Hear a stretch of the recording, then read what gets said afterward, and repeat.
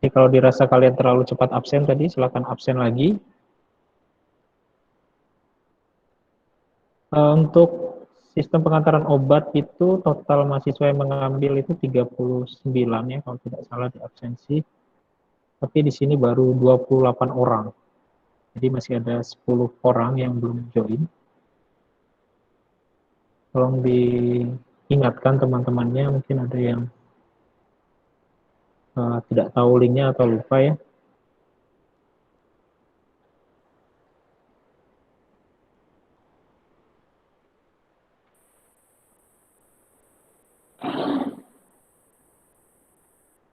Baik, apakah slide yang saya share sudah terlihat? Sudah, Pak.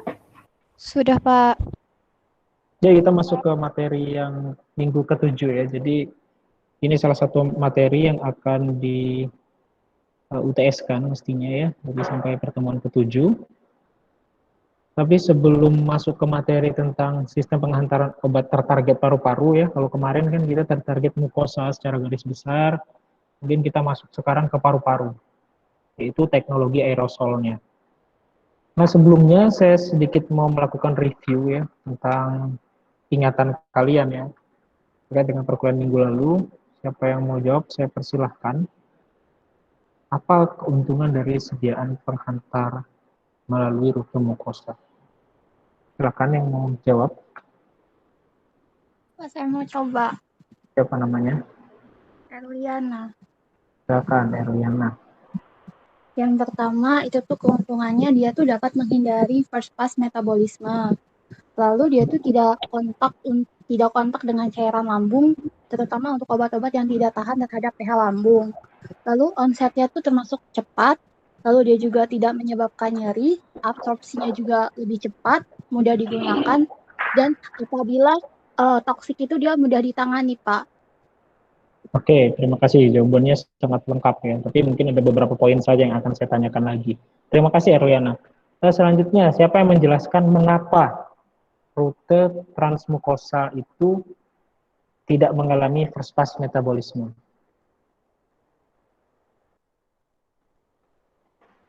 Ada yang bisa jawab?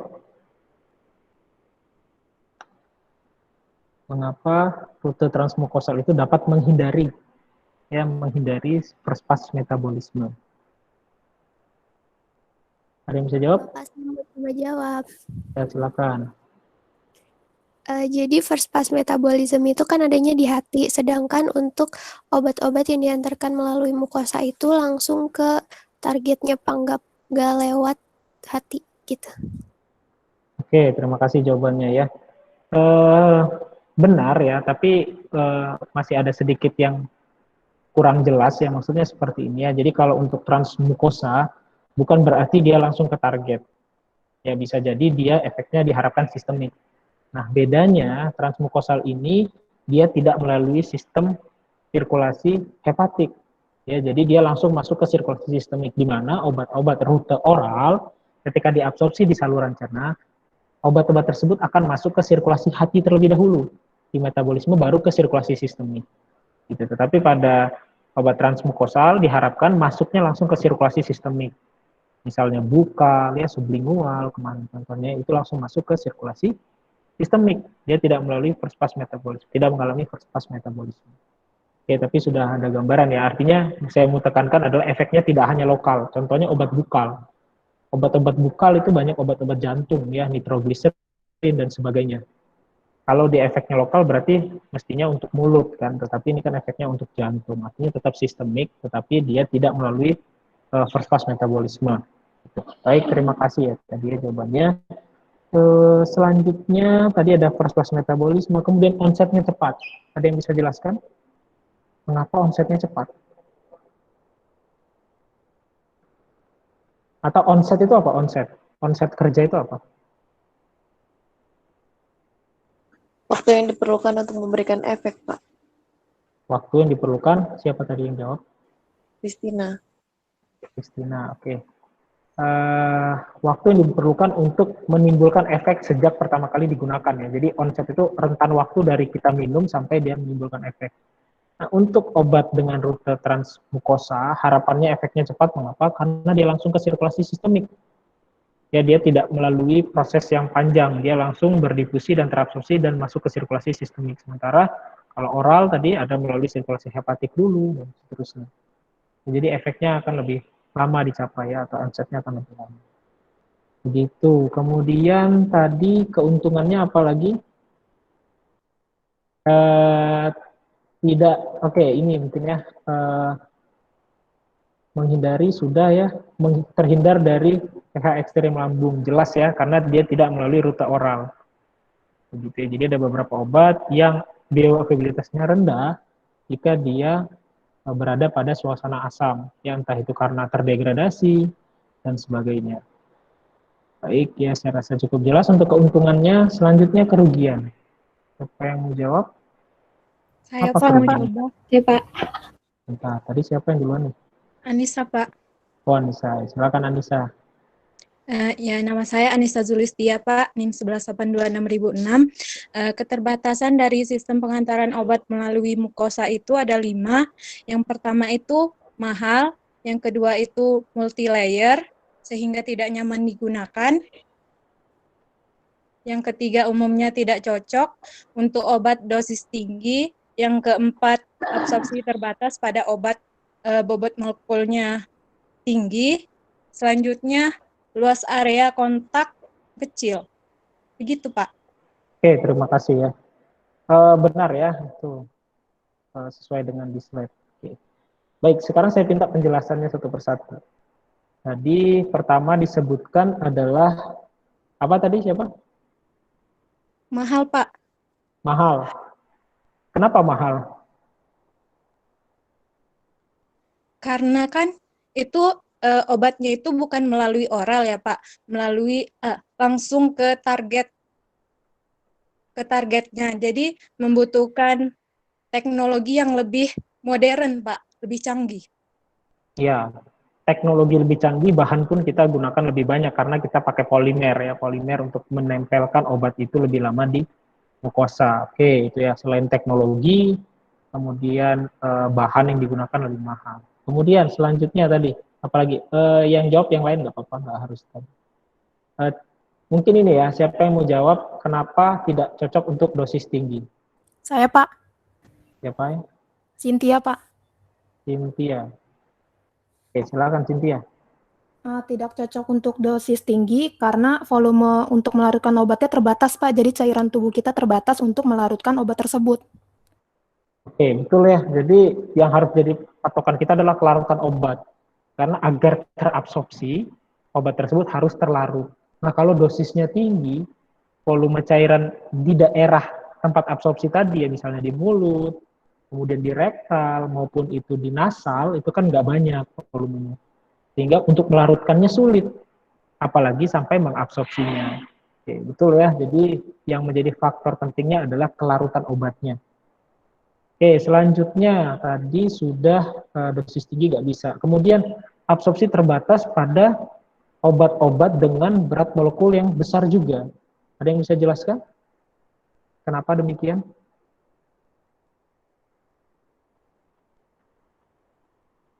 Ada yang coba jawab? Ada? Oke, atau begini saja. Karena terkait dengan pertanyaan ketiga. Siapa yang mau coba jawab ini dulu? Bagaimana obat tersebut berpermeasi atau terabsorpsi lah intinya ya, melalui mukosal sampai ke sirkulasi sistemik, atau disebut transmukosal. Ada berapa cara, atau ada berapa mekanisme?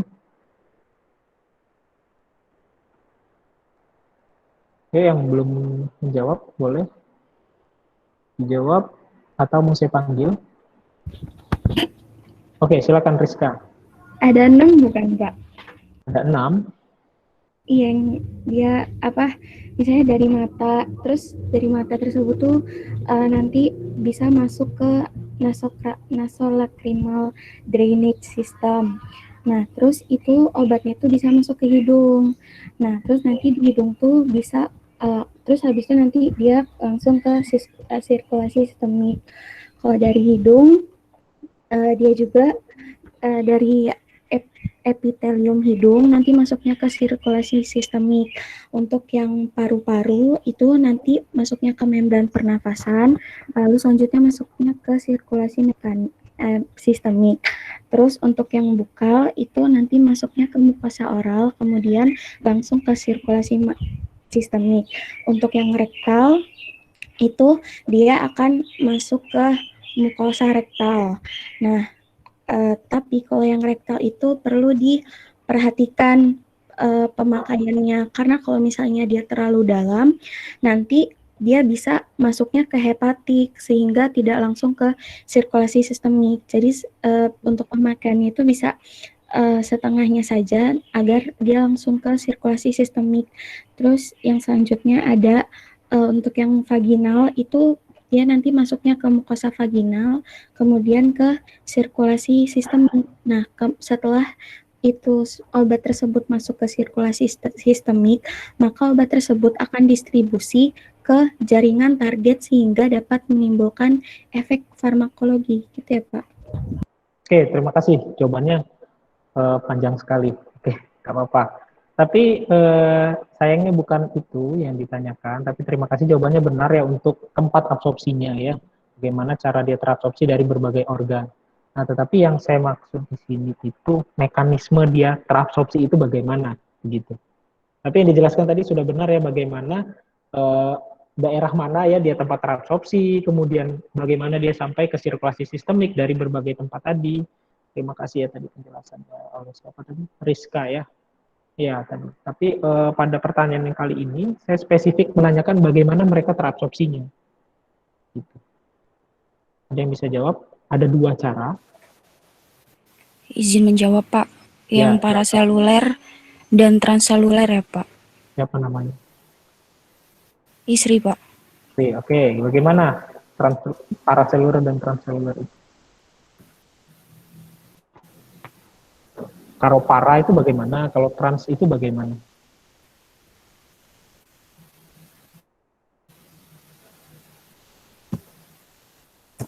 Kalau saya gambarkan seperti ini ya, ininya selnya boleh ya seperti ini misalkan ya.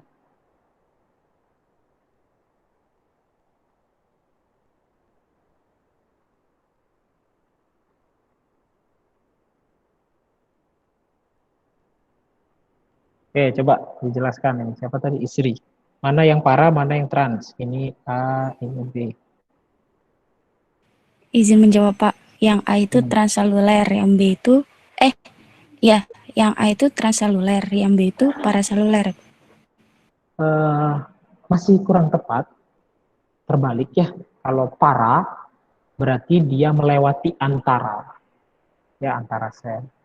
Kalau trans dia langsung menembus. Nah, kalau kita gambarkan sel itu kan memiliki bagaimana cara dia melalui para, yaitu kalau kita lihat ya membran sel itu kan memiliki protein integral.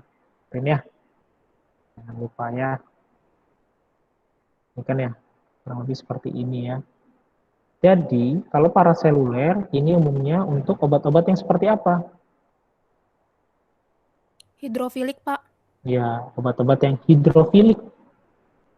Hidrofilik dia melalui rute paraselular. Ya, dia melalui protein integral ini. Ya, dengan kriteria lagi ada ya, kriterianya di mana berat molekulnya sekian ya. Jadi nggak semua yang hidrofil dengan mudah melewati protein integral. Nah, untuk yang lipofil dia melalui rute transselular. Ya. Baik, itu ya untuk reviewnya. Terima kasih ya bagi teman yang sudah menjawab. Jadi nanti akan ada reward-nya ya untuk orang mahasiswa yang aktif menjawab. Jadi sebisa mungkin kalian itu aktif ketika saya tanyakan. Itu ada nilai tambahnya tersendiri ketika kalian nanti ujiannya ternyata tidak besar hasilnya. Ya ini bisa saya jadikan penambal istilahnya dari nilai-nilai yang kurang baik itu. Tapi kalau kalian udah merasa saya yakin 100 Pak ujian, ya sudah, nggak apa-apa, nggak perlu jawab kalau saya berikan pertanyaan. Oke, kita masuk ke materi hari ini, yaitu tentang sistem penghantaran obat tertarget paru-paru.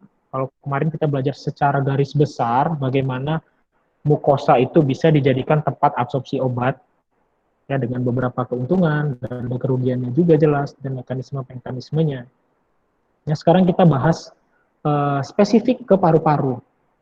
Oke, paru-paru. Jadi pertama ada pendahuluan, kemudian anatomi dan fisiologi dari paru-paru itu sendiri, kemudian tantangan untuk memformulasikan melalui rute ini, definisi dan tipe aerosol, ya, karena kalau paru-paru pasti aerosol, kemudian faktor yang mempengaruhi disposisi dari aerosol tersebut, dan kategori device atau alat pada sistem penghantaran paru-paru atau aerosol. Ya, jadi nggak mungkin kita menghantarkan ke paru-paru, masukin tablet ke paru-paru, ya nggak bisa gitu ya. Atau masukkan gel ke paru-paru, nggak bisa. Dia harus bentuknya aerosol. Nanti apa itu aerosol akan kita bahas. Nah, sebagai pendahuluan, ya, terapi dengan aerosol bertarget pada organ paru-paru. Ini umumnya ya, bukan berarti hanya ini saja obat-obatnya, yaitu untuk mengobati atau obat-obat beta-2 agonis, kemudian antikolinergik, dan kortikosteroid pada asma dan PPOK. PPOK ini ada yang tahu? Ada yang tahu tidak PPOK? Oke, sebelumnya saya minta tolong ini ya, siapa namanya? Ini Putu mungkin untuk screenshot pertemuan hari ini ya, saya lupa tadi. Untuk screenshot. Baik, Pak. Tolong diaktifkan semua kameranya dulu, teman-temannya.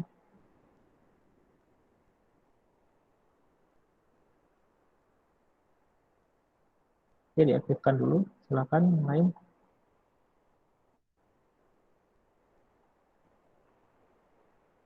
Ya, tolong di screenshot ya, ini Putu. Sudah?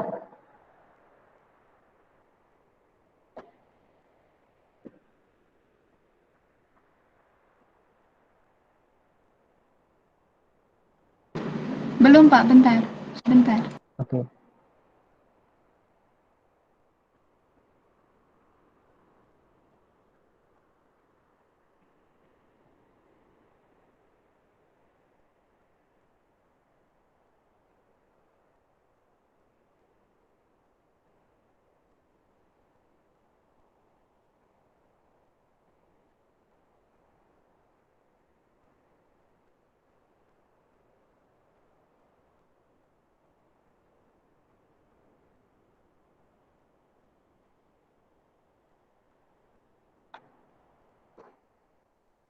Sudah, Pak, tapi cuma beberapa yang on cam.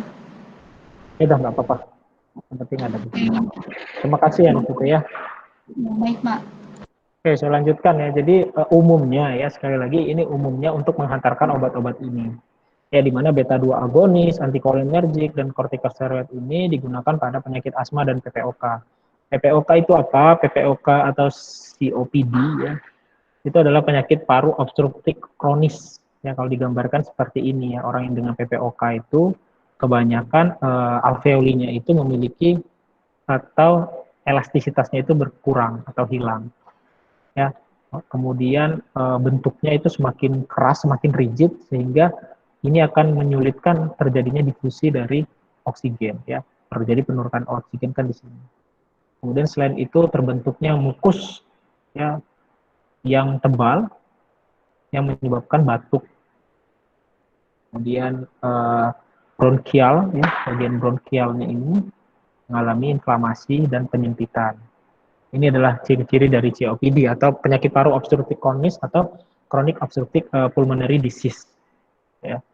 Nah, sistem penghantaran obat melalui rute ini itu diharapkan berefek langsung ya pada tempat aksinya dan menurunkan dosis yang dibutuhkan untuk menghasilkan efek farmakologi.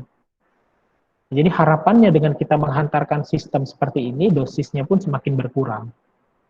Ya, dosis terapinya pun berkurang, dan yang tidak kalah penting adalah efek samping juga akan berkurang. Kenapa? Karena obatnya hanya dosisnya selain dikit ya, kemudian yang bersirkulasi di sistemik juga lebih sedikit. Karena kalau untuk penyakit asma dan PPOK, memang target kita di paru. Ya, ini umumnya aerosol seperti itu, tapi tidak serta-merta ya. bahwa tidak ada obat yang dikembangkan untuk penyakit lain melalui rute paru-paru. Tidak, buktinya ada insulin. Kalau kalian baca, insulin itu sedang dikembangkan melalui rute paru-paru. Ya, padahal insulin kan bukan penyakit pernafasan, kan. Tapi umumnya digunakan untuk penyakit pernafasan sejauh ini. Kemudian keuntungannya kurang lebih sama ya, kalau namanya keuntungan itu yang pertama tidak menyebabkan invasif ya, atau tidak menginvasif tubuh. Ya, tidak seperti injeksi. Injeksi kan menginvasif ya, dia merusak jaringan. Sementara ini tidak, dan tidak menimbulkan rasa sakit. Kemudian efek langsung ke target pada permukaan saluran nafas dan reseptornya. Jadi untuk penyakit-penyakit asma, PPOK, target mereka itu adalah sel reseptor beta 2. Ya, reseptor beta. Jadi, kalau kita menggunakan rute oral, sampai obat tersebut bertemu reseptornya, itu kan berkeliling tubuh dulu, gitu lah istilahnya, yang nggak langsung ketemu. Tetapi kalau kita melalui rute aerosol, misalnya dengan bentuk aerosol, rute tertarget paru-paru, maka dia langsung bertemu atau langsung ke target dari penyakit tersebut, ya, yang menyebabkan terjadinya asma maupun PPOK. Selanjutnya bisa digunakan untuk obat dosis tinggi. Ya, jadi untuk rute ini obatnya bisa lebih tinggi dosisnya dengan catatan ya kita menggunakan apa ya istilahnya itu melakukan pemberiannya berulang. Ya, jadi misalkan dia bentuknya NDI ya atau inhaler gitu. Inhaler itu bisa kita gunakan lebih dari 1 kali kan. Misalnya 3 kali pompa, atau 4 kali semprot, 5 kali semprot, dan seterusnya. Intinya, kalau dosisnya tinggi, tinggal kita ulangi saja. Gitu ya, berbeda dengan kalau dia bukal, kemarinnya sublingual. Kalau dosisnya tinggi, masa iya kita mau menempel 5 tablet gitu di bawah lidah, atau di antara gusi dan pipi, kan nggak mungkin ya. Untuk satu selesai saja itu bisa setengah jam sampai 1 jam. Gimana mau gunakan sebanyak itu. Jadi itu maksudnya. Apa dia bisa untuk dosis yang tinggi. Ya. Selanjutnya, kadar obat pada sirkulasi sistemik lebih rendah dibandingkan oral dan injeksi. Nah, ini yang menguntungkan.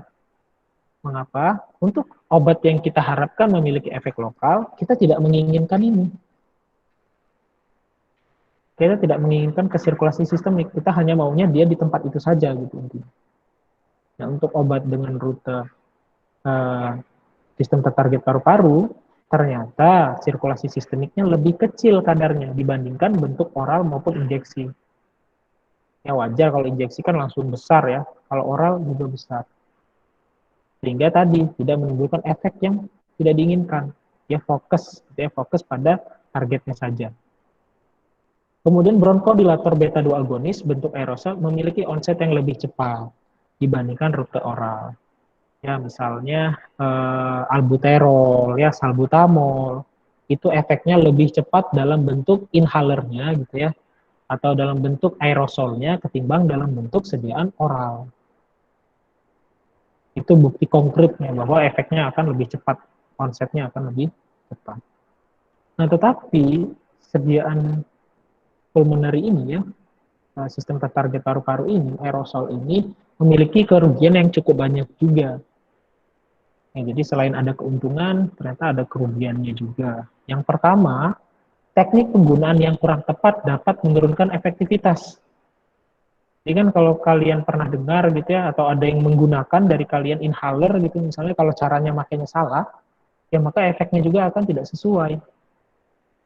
Ya, jadi teknik ini merupakan salah satu parameter penting terhadap keberhasilan terapi. Sehingga kalau di rumah sakit, di apotek, ketika ada pasien yang membeli obat-obat inhaler gitu ya, atau nebulizer misalkan ya, kalau di apotek ada yang beli nebulizer, cara pakainya bagaimana dan seterusnya, itu benar-benar sebagai seorang farmasis, kalian harus bisa menjelaskannya. Oke, jangan sampai efek terapinya itu tidak tercapai karena teknik yang dilakukan oleh pasien itu tidak benar. Itulah fungsi dari seorang farmasis, memberikan edukasi kepada pasien yang menggunakan alat-alat khusus untuk menggunakan obatnya ya. Jadi untuk obat-obat dengan teknik khusus itu harus dijelaskan secara detail. Kemudian perbedaan teknik penggunaan dari masing-masing kategori device atau alat. Jadi alatnya tuh banyak tipenya. Ya, nanti kita akan lihat beberapa contoh alat. Nah, beda alat, beda cara menggunakannya. Nah, ini yang mengakibatkan kadang orang tersebut tahu hanya untuk satu alat saja cara pakainya.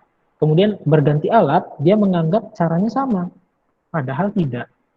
Ya, nebulizer misalnya, nebulizer, inhaler itu udah alat yang berbeda. Ya. Kemudian kurang nyaman jika dibandingkan bentuk oral, ya kurang nyaman digunakan, ya butuh teknik khusus tadi ya sehingga seolah dianggap lebih simpel gitu digunakan. Selanjutnya banyak faktor yang mempengaruhi reproducibility. Reproducibility ini adalah keterulangan ya dari efek obat ke paru-paru. Oke, jadi bisa jadi orang obat yang sama, orangnya beda gitu ya. Kemudian orangnya sama, alatnya beda, itu efeknya akan berbeda. Ya, jadi reproducibilitas atau keterulangannya untuk menghasilkan efek yang sama itu terpengaruh oleh banyak hal. Ya, di antaranya adalah fisiologi dari orang tersebut atau respiratory maneuver ya, teknik dia menggunakan alatnya. Kemudian dari segi farmasetikal, yaitu alat maupun formulasi. Ya, jadi reproducibilitas, keterulangannya, hasilnya itu bisa nggak sama antar orang dikarenakan oleh manuver respiratori atau cara dia bernafas mungkin atau ada penyakit tertentu yang menyebabkan kecepatan bernafasnya berbeda, volume parunya pun berbeda, dan yang nggak kalah penting adalah alat serta formulasi yang digunakan. Jadi dengan alat yang berbeda, dia bisa menghasilkan efek yang berbeda juga atau dosis yang diterima pasien akan berbeda juga. Begitu juga dengan formulasi, ya ukuran dari aerosolnya dan seterusnya. Itu akan mempengaruhi sekali. Jadi terlalu banyak variabel yang dapat mempengaruhi reproducibilitas. Kemudian absorpsi obat dapat dibatasi oleh barier fisik dari lapisan mukus dan interaksi obat dengan mukus. Nah, ini juga menjadi masalah ketika mukus ini kan umumnya memang diproduksi ya, baik itu di nasal ya maupun di paru-paru. Ini kan disebabkan oleh adanya sel goblet. Sel goblet ini akan memproduksi mukus. Nah, mukus ini bisa membentuk lapisan yang bisa menjadi pembatas atau barier halangan agar obat tersebut sulit terabsorpsi. Ya, obat tersebut akibatnya sulit terabsorpsi. Dan bisa terjadi interaksi obat dengan mukus yang dapat mendegradasi obatnya. Oke, jadi mukus ini sebuah barier ya, barier fisik ya, karena dia dapat menghalangi secara fisik maupun dia dapat mendegradasi secara kimia. Nah, yang gak kalah penting adalah mucociliary clearance, yaitu pembersihan dari mukosa akibat adanya silia. Nanti akan saya tunjukkan videonya. Ini akan menurunkan ya waktu retensi atau waktu tinggal obat dalam paru-paru. Ini normalnya kita itu ada namanya mucociliary clearance ya, untuk membersihkan partikel-partikel, gitu ya, ada debu-debu yang terdapat pada saluran nafas bagian atas yang belum masuk ke paru-paru. Karena untuk mencegah itu nanti akan ada mucociliary clearance. Nah, untuk obat-obat dengan retensi yang panjang ya atau obat yang sulit terabsorpsi, ya, terabsorpsinya sangat lambat, maka dia membutuhkan waktu yang lebih panjang kan berada pada daerah absorpsinya. Nah, dengan adanya mucociliary clearance yang mestinya dia butuh waktu lebih lama, ini malah terbuang obat yang belum terabsorpsi tadi. Akibat adanya mucociliary clearance. Nah, ini harus diatasi ya.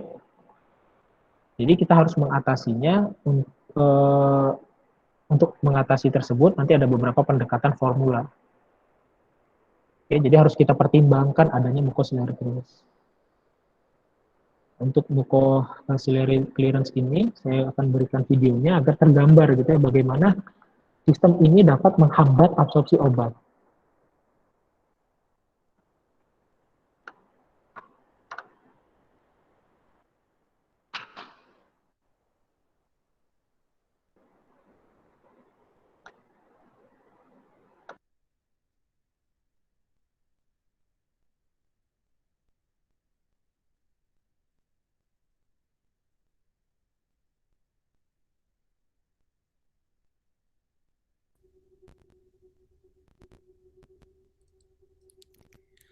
The air we breathe contains foreign matter such as dust, bacteria, and pollen. Hair-like cells called cilia, as well as goblet cells, can be found in the lining of the respiratory tract called the respiratory epithelium.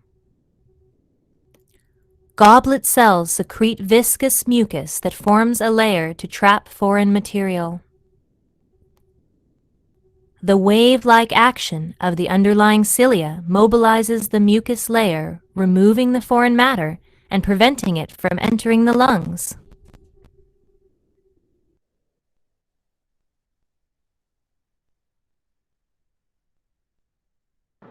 Oke, jadi kurang lebih seperti itu ya. Jadi adanya mukus, entrap tadi ya, membuat partikel atau obat kita itu tidak bisa kemana-mana karena barrier fisik. Kemudian adanya wave-like motion dari cilia ya, seperti gelombang begitu pergerakannya, itu akan menyebabkan obat kita yang sudah terentrap tadi itu akan keluar. Jadi untuk obat-obat yang absorpsinya panjang, belum selesai terabsorpsi, dia sudah dikeluarkan oleh sistem ini. Ya, mucociliary clearance.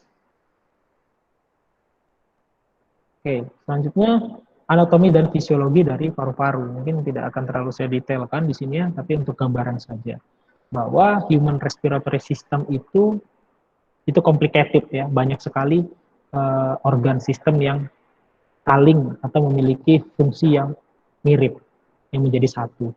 Ya. Jadi ada banyak sekali kalau kita lihat. Kalau bisa kita bagi, sebenarnya human respiratory itu terbagi dari dua daerah ya, bagian. Yang pertama adalah conducting airways, kemudian ada respiratory region. Nah, kalau kita lihat conducting zone, ini adalah conducting airways, kemudian yang ini adalah respiratory region. Kalau kita bagi dua, seperti itu ya. Jadi apa itu yang conducting airways? Airways itu adalah, conducting airway adalah dari trakea, bronki, bronchiolis, dan terminal bronchiolis. Kemudian, kalau udah masuk ke respiratory region, ini sudah masuk ke respiratory bronchiolis, kemudian ada alveolar duct, dan ada alveolar sac. Ya, ini adalah bagian-bagian dari paru secara garis besar. Kemudian, the human respiratory tract, ya, atau saluran pernafasan itu bercabang, merupakan sistem yang bercabang dari aliran udara. Ya, dari channel-channel udara dengan setidaknya ada 23 bifurcation. Bifurcation itu percabangan, ada 23 percabangan. Oke, kalau misalkan ini satu percabangan, ini dua percabangan, tiga, dan seterusnya. Jadi ada sekitar 23 bifurcation. Kemudian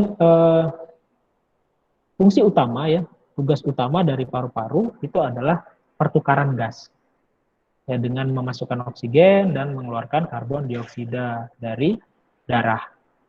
Oke, jadi kalau kalian sudah belajar itu mestinya tidak perlu saya jelaskan lagi ya, bagaimana cara kerja dari paru-paru.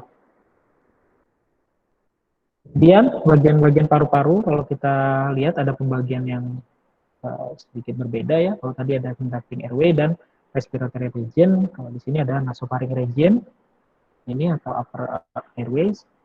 Kemudian ada tracheobronchial region atau TB, dan yang terakhir ada alveolar region. Jadi kurang lebih sama sebenarnya ya. Hanya saja di sini NP dan TB ini dipisah. Mestinya kan kalau di yang tadi ini adalah conducting airway. Ada beberapa tipe sel yang terdapat di paru-paru. Jadi ada banyak sekali tipe sel di sini. Misalnya pada bronki ada sel cilia, sel goblet, ya, kemudian ada sel serus dan ada sel bras, kemudian ada sel clara, ya. Kemudian pada bronchiolis itu ada sel cilia dan ada sel clara, dan pada alveoli itu ada tipe 1 pneumocyte dan tipe 2 pneumocyte.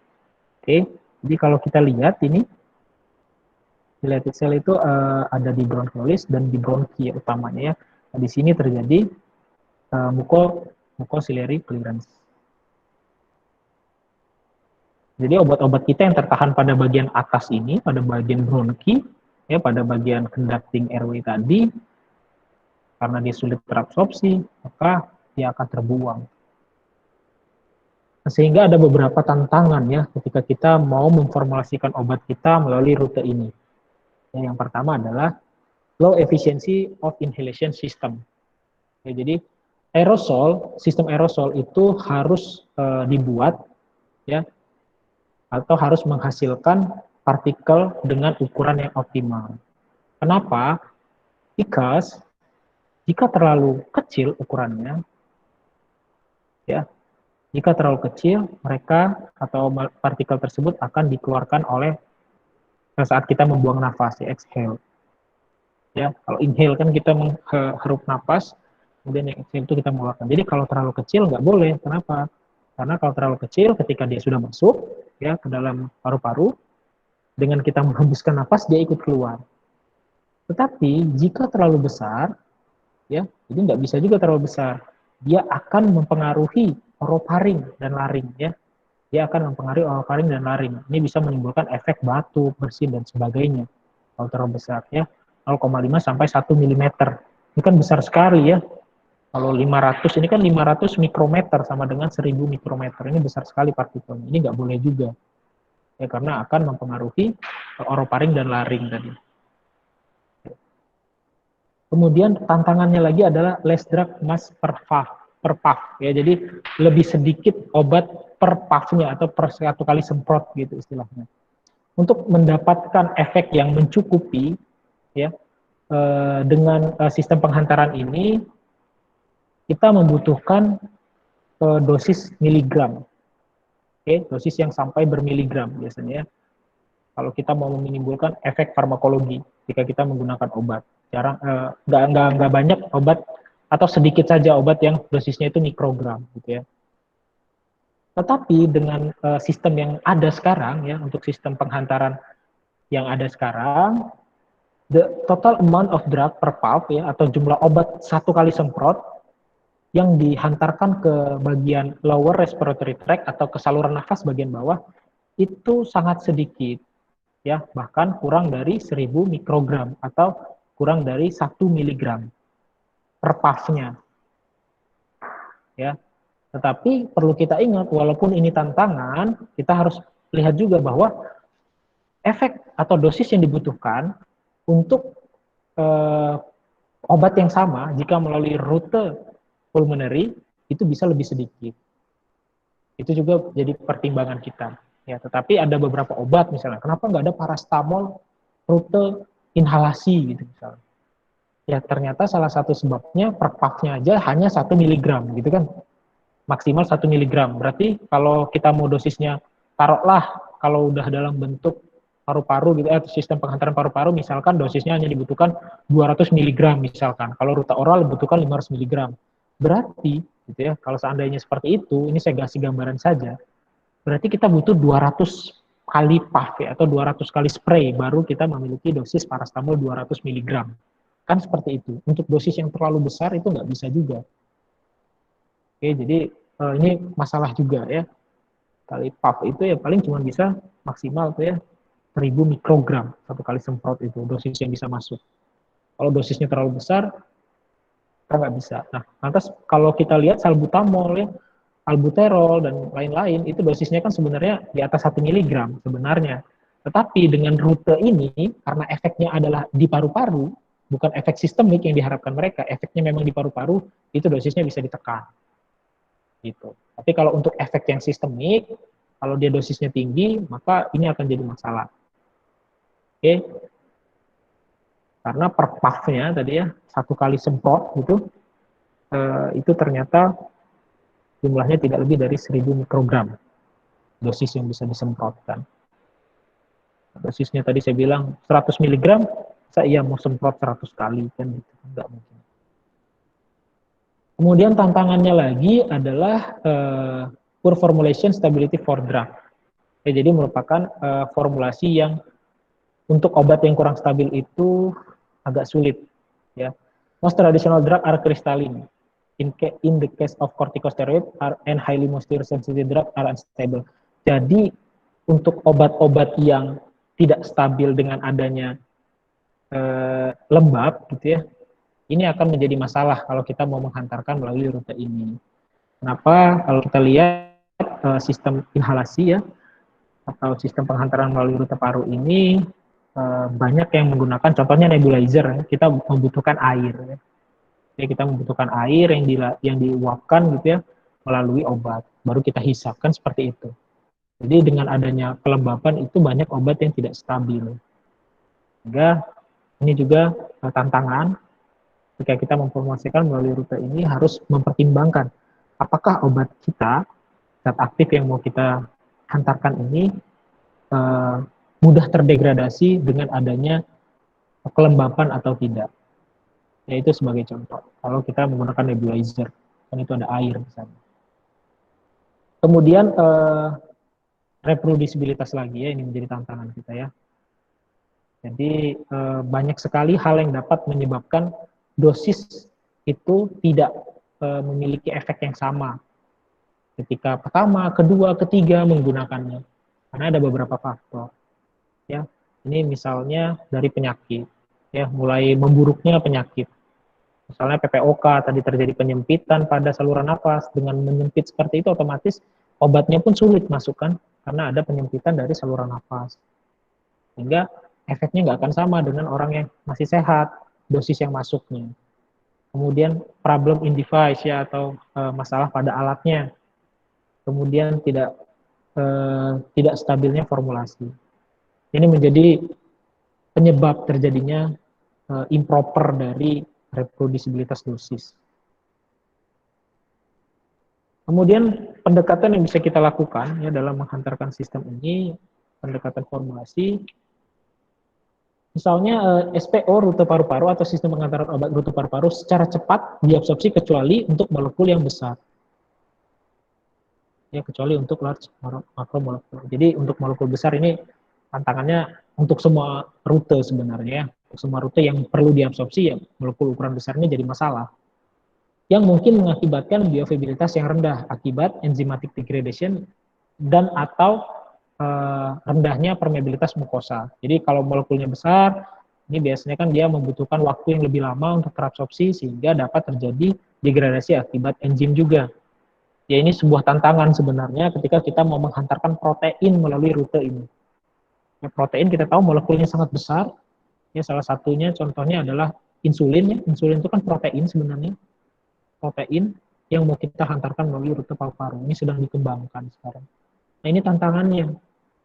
Molekulnya besar, kemudian dapat terdegradasi oleh enzim yang ada di mukus. Kemudian permeabilitas mukosal juga yang rendah. Nah, tetapi bioavailabilitas melalui rute ini dapat ditingkatkan melalui penggunaan permeation enhancer, sama seperti yang mukosa transmukosal kemarin ya, kita menggunakan permeation enhancer seperti surfaktan, ini bisa kita gunakan, asam lemak, kemudian sakarida, chelating agent, enzim inhibitor, such as protease inhibitor. Nah, kenapa sakarida ini masuk? Sebenarnya ini fungsinya untuk menstabilkan dari protein. Ya, ternyata sakarida ini dapat menstabilkan protein ketika dihantarkan melalui rute sistem pengantaran obat tertarget paru-paru ya, atau aerosol. Itu bisa menggunakan sakarida sebagai penstabilnya. Chelating agent ya, ini bisa sebagai pengawetnya gitu ya. Kemudian ada enzim inhibitor seperti protease inhibitor. Ini bisa kita gunakan untuk meningkatkan bioavailabilitasnya apabila obat tersebut ternyata terdegradasi akibat adanya enzim protease. Ya, jadi obat-obat yang enzim, obat-obat protein yang kita hantarkan melalui rute paru-paru itu ada beberapa yang bisa kita lakukan untuk meningkatkan bioavailabilitasnya. Kemudian untuk terkait dengan protein lagi ya, penghantaran protein, the most important issue atau masalah paling penting gitu ya adalah stabilitas dari protein pada formulasi. The dry powder formulation atau sistem penghantaran formulasi dry powder ya atau serbuk kering itu mungkin membutuhkan buffer untuk memaintain pH-nya. Ya. Dan surfaktan seperti twin ini dapat menurunkan agregasi dari protein ya, yang bisa kita lakukan. Kemudian stabilizer seperti sukrosa tadi, sakarida tadi, itu juga dapat ditambahkan ke formulasi untuk mencegah denaturasi ketika penyimpanan yang lama. Jadi ini ada beberapa pendekatan yang bisa kita lakukan untuk menghantarkan obat protein gitu ya melalui rute pulmonary atau rute paru-paru. Nah, BA pada paru-paru secara umum tergantung pada sifat fisik dari protein yang dihantarkan dan tidak sama untuk semua peptida dan obat dan protein lainnya, obat protein lain. Kemudian insulin liposom, nah ini yang saya bilang tadi bahwa ini sebenarnya penjelasannya lebih ke arah penghantaran obat protein melalui rute pulmonary.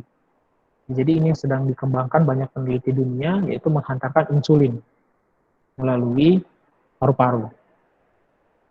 Insulin liposom ini merupakan salah satu ya dari pendekatan yang terbaru di control release aerosol preparation atau pelepasan terkontrol untuk persediaan aerosol.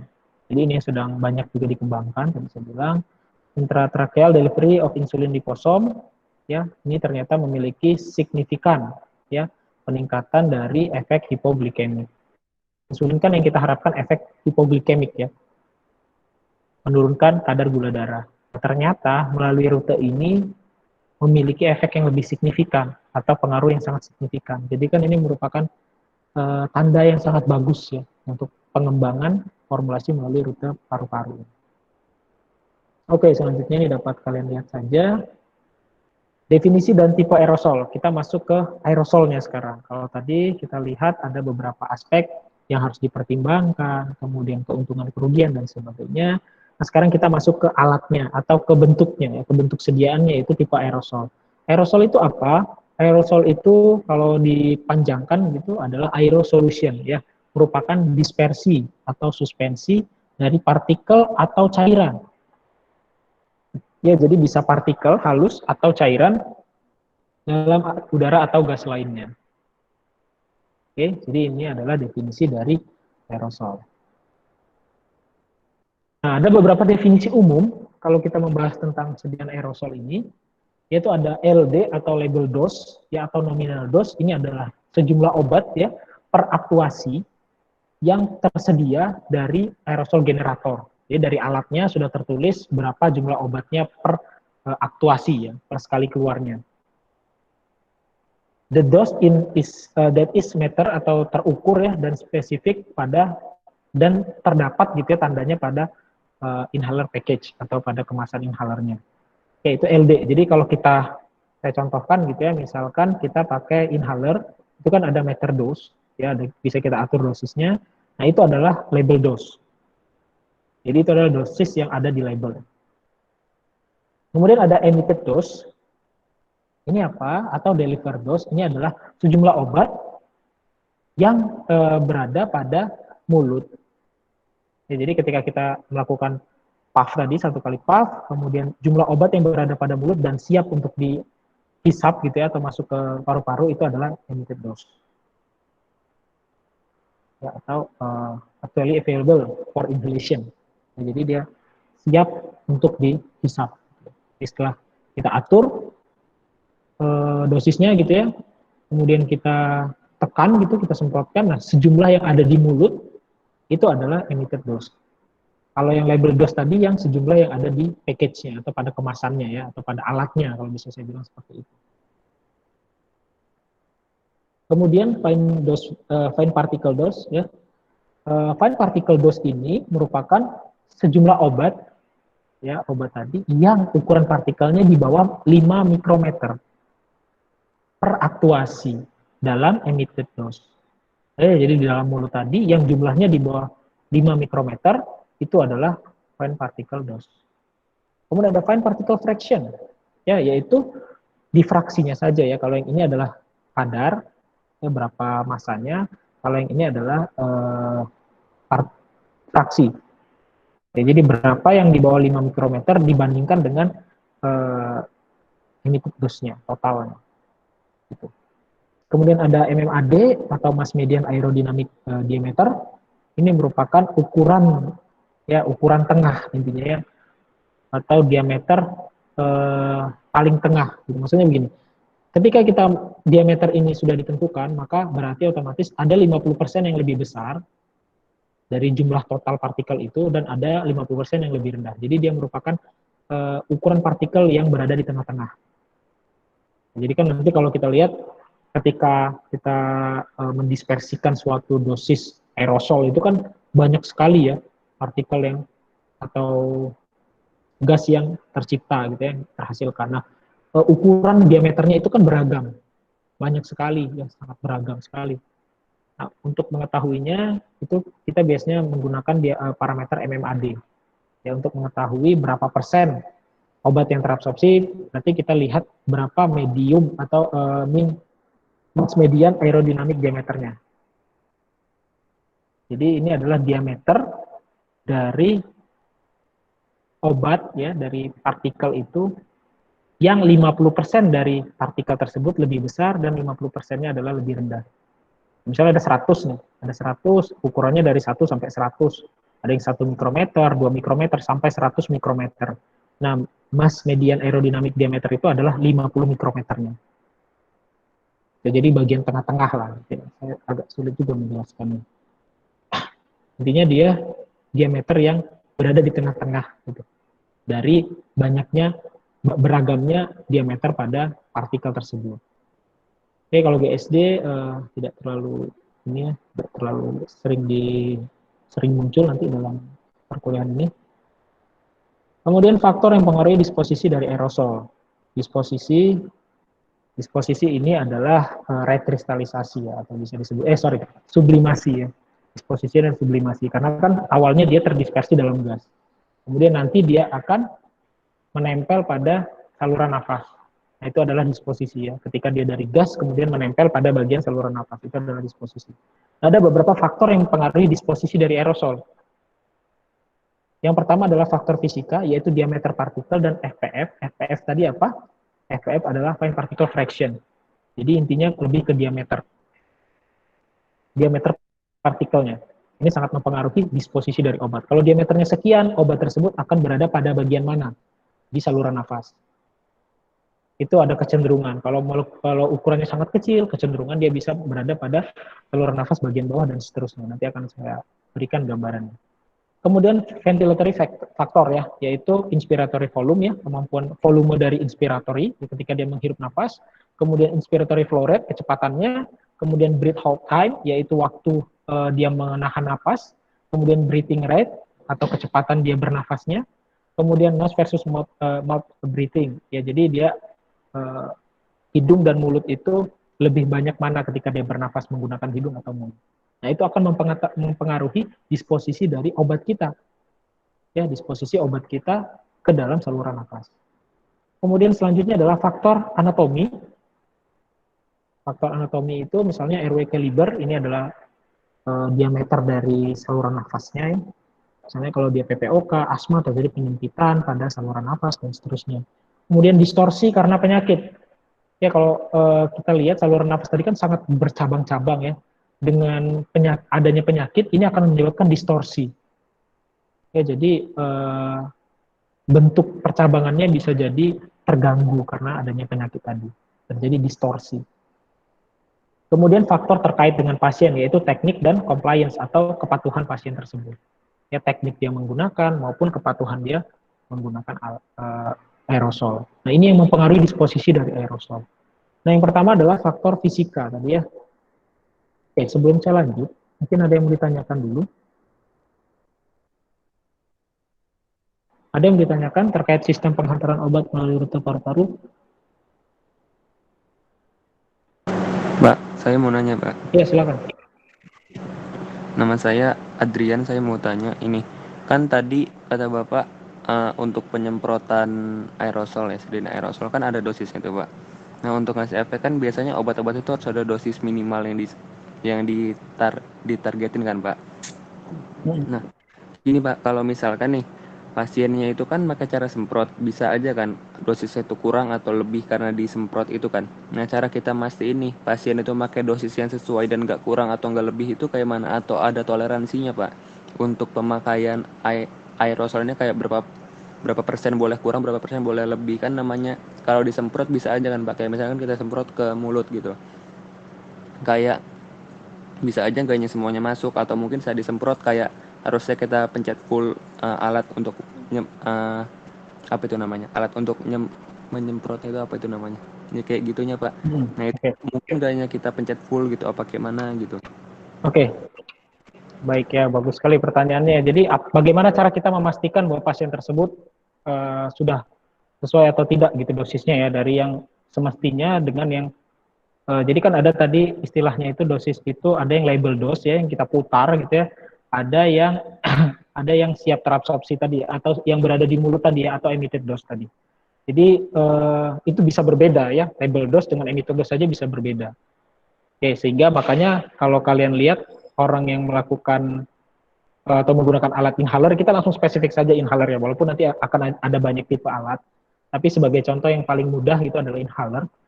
Bisa saja obat tersebut label dose-nya tidak sesuai dengan emitted dose yang sedia atau yang tersedia di mulut untuk terabsorpsi atau untuk diinhalasi ya, atau untuk dihirup, itu kan bisa saja tidak sesuai. Makanya dilakukan priming. Ya, priming itu pengocokan, semprot sekali, pengocokan, semprot sekali, dan seterusnya, sehingga harapannya ketika disemprot, ya kan itu nggak langsung kita pakai ya, kita kocok dulu, semprot sekali, 2 kali, 3 kali, biasanya 2 kali, 3 kali, sampai 4 kali dulu baru kita gunakan. Jadi di situ diharapkan pasien terbiasa juga menyemprotnya. Itu satu ya, salah satu upaya ya, sehingga harapannya yang di label dose dengan yang ditekan, yang berada pada mulut itu sama. Kemudian nanti ada faktor tadi kan ya, faktor cara dia menghisapnya tadi kata si Adrian. Nah itu memang bisa menjadi faktor yang mempengaruhi efektivitas. Nah untuk itu biasanya memang gini ya, kalau untuk obat-obat seperti ini ya, seperti salbutamol, kemudian obat-obat saluran nafas, itu memang kalau kita lihat ya, memang dosisnya itu range-nya nggak begitu luas. Artinya kalau kita lebihkan gitu ya, karena toleransi ibarat, saya lebihkanlah dosisnya kata formulator. Saya tahu orang bakal gagal, sekian persen orang bakal gagal gitu menggunakan alat ini. Jadi saya lebihkan dosisnya aturan 100, saya jadi misalnya 100 saya buat jadi 250. Gitu. Misalkan seperti itu. Maka otomatis orang yang benar menggunakannya kan akan bahaya, karena umumnya obat-obat ini range terapinya sempit. Kalau saya contohkan misalnya obat-obat salbutamol dan seterusnya, itu kan dosisnya kecil, sempit. Jadi memang itu menjadi faktor yang tidak bisa terkontrol. Artinya kalau dia salah menggunakan, iya efeknya akan menurun. Kenapa nggak dibuat toleransi? Ya, ditakutkan banyak orang yang lebih ahli gitu ya menggunakan. Memang ada persentase. Misalkan seperti ini ya, misalnya dosisnya 100, itu memang sudah dilakukan penelitian, misalnya dengan ukuran partikel seperti ini, kemudian dosis sekian, kira-kira berapa persen sih yang masuk ke dalam paru-paru langsung, berapa persen yang hanya tertahan di tenggorokan gitu misalnya, dan seterusnya, itu memang ada hitungannya. Sehingga sebenarnya itu faktor untuk mempertimbangkan tidak semua yang dikeluarkan itu masuk, itu ada faktornya, tapi tidak bisa juga ditinggikan dosisnya, ya sesuai dengan atau mentoleransi orang-orang yang tidak bisa pakai, nggak bisa, memang harus bisa pakai intinya.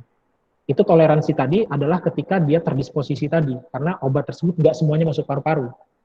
Ya ada yang tertahan di tadi ya, bronkeolus dan seterusnya. Memang itu sudah dipertimbangkan, tetapi tidak dipertimbangkan untuk orang yang nggak bisa pakai. Ya jadi untuk orang yang nggak bisa pakai, memang harus bisa pakai, gitu. Harus benar caranya. Jadi memang itu ditekankan sekali.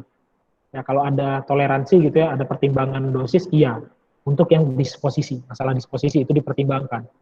Berapa persen yang tertahan di sini, berapa persen yang masuk, sehingga berapa persen dosisnya harus kita buat, itu dipertimbangkan. Oke, tetapi untuk orang yang nggak bisa, itu nggak dipertimbangkan, pokoknya harus bisa gitu intinya. Oh iya, itu Pak. Terima kasih Pak. Oke, selanjutnya mungkin ada yang mau bertanya lagi?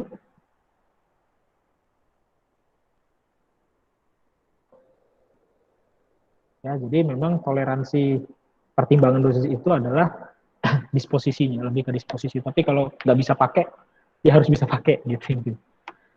Ya, untuk faktor fisika, ya, tadi ada diameter ya.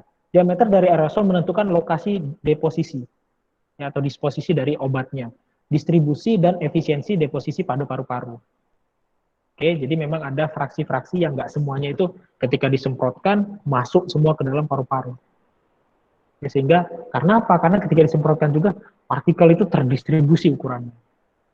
Ya banyak ukurannya, ada yang benar-benar halus gitu ya, atau ada juga yang kasar. Nah, ukuran aerosol berkisar antara 0,001 mikrometer sampai 1000 mikrometer. Jadi variasi sekali ya ukurannya ya. Nah, aerosol tertarget pada bagian saluran nafas berdiameter 0,5 sampai 10 mikrometer. Jadi kalau kita mau mentargetkan pada saluran nafas pada bagian bawah, ya pada paru-paru bagian bawah, maka setidaknya kita memformulasikan itu 0,5 sampai 10 mikrometer ukurannya. Ukuran dari partikel yang terdispersi pada udara gitu ya. Kan bisa partikel, bisa cairan. Ya, entah itu ukuran cairan, entah itu ukuran partikel yang terdispersi pada gas atau udara. Nah, itu targetnya adalah 0,5 sampai 10 mikrometer. Nah, apabila partikel kita lebih besar dari 5 mikrometer, ini akan terjadi infection ya. Akan terjadi infection atau terjadinya tabrakan atau tumbukan gitu ya. Jadi kalau partikelnya besar, ketika kita hisap ya, dia akan tertahan. Ini kan percabangan ya, percabangan dari saluran napas. Dia dapat terjadi infection, jadi menancap pada bagian sini. Jadi ini kemungkinan dia susah masuk ke bagian saluran napas bagian bawah karena sudah nancep duluan gitu istilahnya. Sini kan ada mukosa segala macam, jadi udah nempel ya udah gitu kan. Dia sulit untuk masuk ke dalam bagian bawah dari saluran napas. Kemudian kalau dia partikelnya 0,5 sampai 5 mikrometer, dia akan terjadi sedimentasi. Sedimentasi itu kalau kita habis hirup napas gitu ya, dia nggak akan langsung nancap di salah satu atau di bagian dari saluran napas, tapi dia akan bersedimentasi karena adanya gaya gravitasi dari bumi. Dia akan pelan-pelan masuk. Nah, makanya kan ketika kita menghisap juga, kita diminta untuk menahan napas sampai 10 detik. Ya, jadi kita memberikan waktu agar obat tersebut dapat bersedimentasi makin dalam. Begitu harapannya ya. Kemudian kalau dia kecil, di bawah 1 mikrometer, ya, ini sistem deposisinya dia difusi, ya. Jadi dari konsentrasi yang tinggi, ya, ke bagian sini kan ini kaya akan zat tersebut, ya, gas dari zat tersebut, dia akan berdifusi dan akan menempel pada saluran nafas pada akhirnya. Ya, jadi kalau kita lihat ini adalah fraksi terdisposisi, kemudian ini adalah aerodynamic diameter. Ya. Jadi ini adalah diameter dari partikelnya. Kalau dia di bawah 0,5, kalau di sini kan di bawah 1 ya, di bawah 0,5 dia akan mengalami difusi. Contoh-contohnya adalah misalnya virus ya, kemudian automobil exhaust partikulat, ini asap kendaraan ya, asap kendaraan itu ada yang ukurannya kecil sampai dia yang paling besar. Kemudian ada asap rokok nih. Asap rokok dia itu berdifusi ya. Cara dia terdisposisi itu melalui difusi. Nah, kalau kita lihat fraksi terdeposisinya rendah, kemudian naik di ukuran antara 0,5 sampai 5. Ya, fraksi yang terdisposisi. Sisanya terdisposisi atau enggak? Keluar sisanya. Ya. Jadi kalau dia terlalu kecil nggak boleh juga. Kenapa? Karena bisa jadi nggak terdisposisi atau tidak mengalami sublimentasi ya. Nah, tidak mengalami sublimasi, tidak mengalami sublimasi atau penempelan pada saluran nafas. Ya, dia akan keluar lagi. Ya, makanya kalau kita lihat fraksinya kecil, di ukuran diameter yang kecil, tetapi kalau ke arah yang besar, dia semakin besar. Ya. Ini total kan. Kita lihat total. Kalau ini adalah tracheobronchial, ya. Kemudian yang pulmonary, kalau kita lihat semakin besar, dia semakin turun. Karena tadi tertahan di tracheobronchial, si partikelnya. Jadi idealnya 0,5 sampai 5 bahkan di sini ya. Kalau kita mau mentargetkan ke paru-paru. Seperti itu. Hubungan antara ukuran partikel aerosol dan lokasi deposisi obat. Nah, kalau kita lihat, kalau ukurannya lebih dari 10 mikrometer, dia di hidung, lebih dari 15 mikrometer, dia bahkan bisa masuk ke mulut saja, di mulut ya. Kemudian kalau dia 5 sampai 10 mikrometer, ya, ini bisa sampai ke conducting airway saja. Kemudian 1 sampai 5 mikrometer ini yang kita harapkan ya, yaitu dia masuk ke saluran nafas bagian bawah. Oke, kalau tadi kan 0,5 sampai 10 ya. Jadi kalau kita pecah lagi lebih spesifik, itu adalah 1 sampai 5 mikrometer. Kalau kita menginginkan obat tersebut terdeposisi pada saluran nafas bagian bawah. Nah, ini gambaran lagi ya. Kalau kita lihat, ini adalah persen dari di bawah 3 mikrometer, yang diameternya di bawah 3 mikrometer, dan dibandingkan dengan deposisi pada paru-paru. Ya. Jadi dengan menurunkan MMAD ya, atau mass median tadi ya, atau ukuran partikel yang tengah tadi dengan kita turunkan, maka otomatis dan meningkatkan FPF, particle fraction ya, atau fraksi partikel halusnya, maka kita akan dapat meningkatkan penghantaran obat melalui rute paru-paru. Gitu ya, kalau kita lihat. Oke, kita lihat nih. Ini persen obat yang terdisposisi, kemudian yang ini adalah ukuran partikel di bawah 3 mikrometer. Kita lihat tuh. Ya, persen. Kalau 60%, 60%-nya adalah partikel di bawah 3 mikrometer. Berarti dia akan lebih bagus dibandingkan hanya 20%-nya partikel yang berada di bawah 3 mikrometer. Jadi semakin banyak jumlah partikel halus gitu intinya, atau semakin kecil MMAD-nya, dan semakin tinggi fraksi partikel halusnya, maka deposisi dari obat pada paru-paru itu akan semakin meningkat. Ya, jadi kalau mau seperti itu. Tapi ingat, jangan terlalu kecil juga. Kalau terlalu kecil akan terbuang lagi ketika kita menghembuskan nafas. Jadi itu adalah pertimbangan.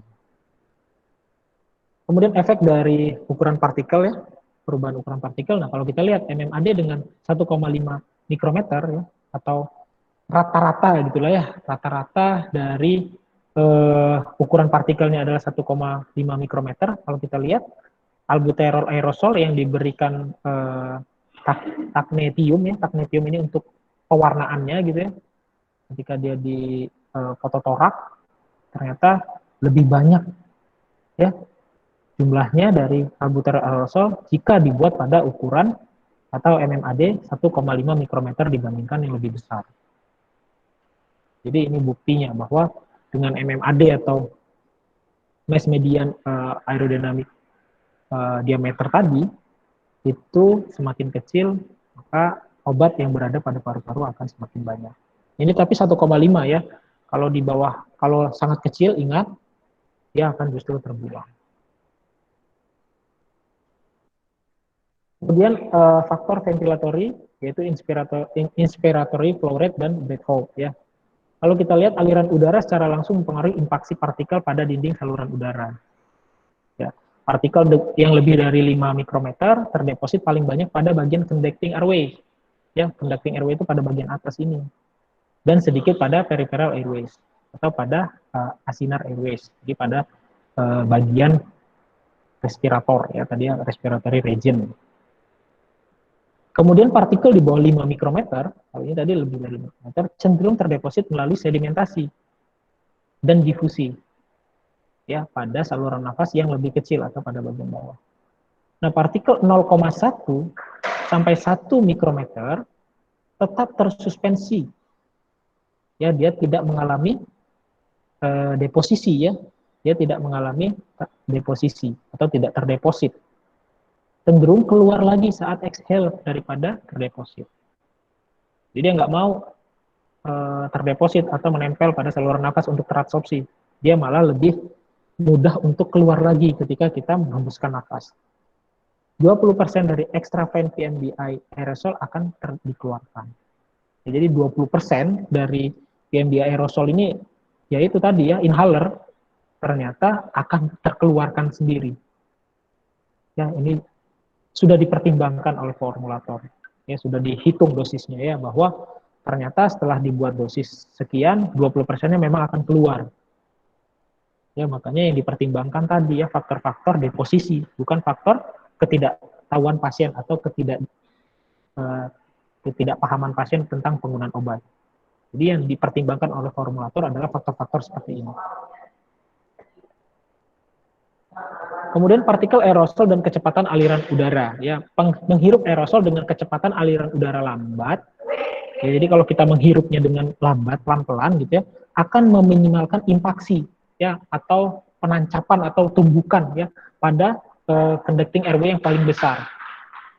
Ya, jadi obat kita nggak nabrak gitu atau nggak terdeposisi pada conducting airway yang paling besar, yang paling atas. Itu kalau kita pelan-pelan. Ya, kalau kita ngebut, nyedotnya itu ngebut gitu ya, shot gitu, nah itu akan meningkatkan kemungkinan obat kita mengalami impaksi pada conducting airways pada bagian atas atau pada bagian yang lebih besar. Jadi nggak masuk ke dalam saluran nafas bagian bawah, gitu. Kemudian nafas ditahan lebih lama agar menyediakan waktu untuk sedimentasi dan difusi pada peripheral airways atau pada bagian saluran nafas, ya, bukan pada conducting airways. Jadi harapannya seperti itu, kita menahan nafas. Jadi ada fungsinya semua. Mengapa dihabiskan dulu kan nafasnya? Kalau kita lihat orang inhaler, pakai inhaler, kemudian disedot pelan-pelan, kemudian tahan nafas. Ya. Kemudian maksimum deposisi itu dicapai pada bagian pulmonary atau pada bagian peripheral airways pada partikel yang berukuran setidaknya atau sekitar ya 3 mikrometer. Jadi 1 sampai 5 inilah ya sweet spot-nya istilahnya, ukuran partikel yang memiliki deposisi paling bagus pada saluran nafas bagian bawah atau pada peripheral airway. Kemudian selanjutnya adalah faktor anatomi. Ini kalau kita lihat, orang yang sehat dengan yang asma, jika menggunakan aerosol salin, ya. Jadi ini adalah salin itu adalah NaCl 0,9% yang mengandung ignatium 99M. Ini sama ya, diwarnai saja, biar bisa dilihat ketika fototorak. Kalau kita lihat orang yang asma, distribusi dari obatnya hanya seperti ini. Ya, jadi kita lihat berbeda sekali ya. Orang yang dengan penyakit asma dengan orang yang sehat, jumlah obat yang dapat atau deposisi dari obat pada paru-paru. Kemudian ada berbagai device ya, atau alat sediaan aerosol. Ya paling saya bahas cuma 2 saja kemungkinan karena tidak sempat seperti ini. Pertama adalah nebulizer for liquid formulation, ada jet nebulizer, ada ultrasonic nebulizer, dan ada new generation nebulizer. Serta ini palingnya nanti saya bahas, pressure meter dose inhaler, ya, atau PMDI. Kemudian yang terakhir adalah dry powder inhaler. Kalau yang PMDI itu dia menggunakan apa P-nya ini? Ada yang tahu P-nya ini apa? Kalau kalian menyemprotkan sesuatu ya, gas, itu biasanya menggunakan ini. Ada yang tahu? Dia nama gas. Apa? Pressure. Propelan. Iya, propelan ya. Dia menggunakan propelan ya. Ya bisa juga kalau pressure, ya pressure itu kalau kita menggunakan ya pressure ya ini ya. Tapi yang saya maksud adalah ini adalah singkatan dari gas yang digunakan.